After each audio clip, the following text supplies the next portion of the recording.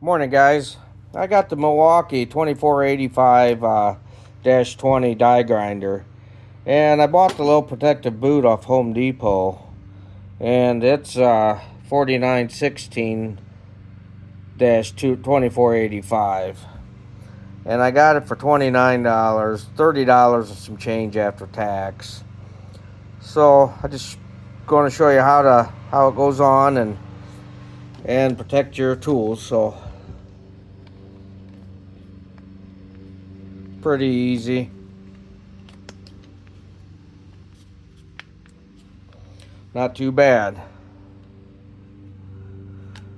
I definitely recommend it. Well, thanks guys for watching, and please like and subscribe. Have a good day.